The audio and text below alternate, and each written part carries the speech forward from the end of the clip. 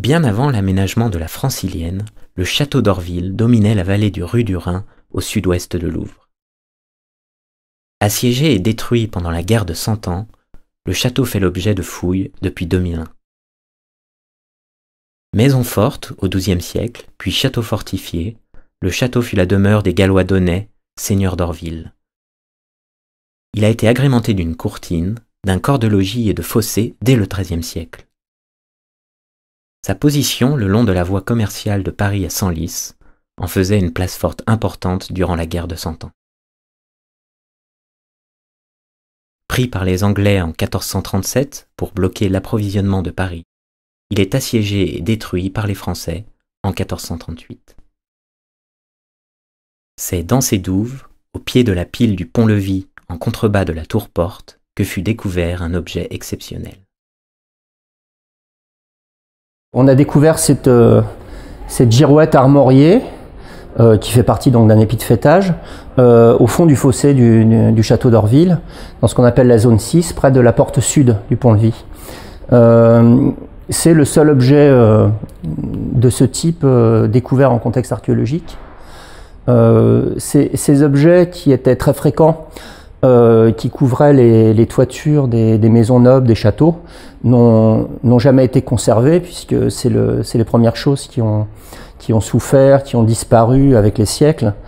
Il a fallu la destruction du château d'Orville et une destruction brutale sans souci de récupération pour conduire en fait ce qui était tout en haut de l'édifice au plus bas dans le fond du fossé. Et c'est là qu'on l'a retrouvé avec tous les blocs.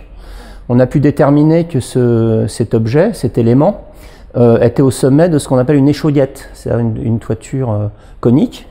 On a retrouvé les tuiles, d'ailleurs, les tuiles qui ont des formes caractéristiques, et on a retrouvé les blocs courbes des échaudiettes qui couronnaient la tour-porte du château d'Orville. Ce type d'objet est absent en général des contextes archéologiques, mais omniprésent dans l'iconographie de la période. Et on retrouve toujours ce mât avec ses boules de plomb, et à l'extrémité, donc ces girouettes armoriées. Alors on a souvent une réalité iconographique du Moyen-Âge, une réalité par les textes, et une réalité archéologique. Il est rare de pouvoir les faire coïncider. Là, on a pu voir par la découverte de cette girouette armoriée, on a à la fois donc la représentation des armoiries qu'on va retrouver dans un certain nombre de documents, une iconographie qui nous représente des toitures, et un objet archéologique. Eh bien, il y a un petit objet qui ne paye pas du tout de mine, qui a été retrouvé dans le fond du fossé, et qu'on a eu du mal à interpréter au départ. Il s'agit d'une sorte de petite rouelle qui représente une étoile à 8 branches. C'est avec beaucoup de surprise quand on faisait quelques recherches sur cet objet. Je suis tombé sur une représentation du manuscrit des Grandes Chroniques de France qui représente cet objet archéologique de façon extrêmement détaillée et disproportionnée d'ailleurs sur les personnages. Ça correspond à la fondation de l'Ordre de l'Étoile par Jean le Bon, qui décide donc de créer un nouvel ordre de chevalerie qui va être extrêmement prestigieux, qui doit rentrer en rivalité avec le fameux ordre de la Jarretière chez les Anglais, et tellement rigoureux et tellement chevaleresque que pratiquement tout l'ordre va être décimé dès les premières batailles, dont la fameuse bataille de Poitiers, où d'ailleurs le seigneur d'Orville, Philippe de Donay, est présent.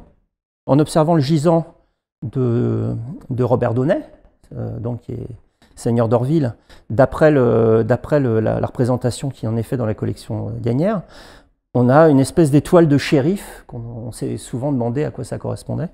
Et notre collègue Laurent Nabias, en faisant des recherches, a fini par déterminer que Robert d'Aunay faisait partie des membres de l'étoile. À une époque, on le distribuait, ça avait un peu perdu son sens un peu militaire sous Charles V.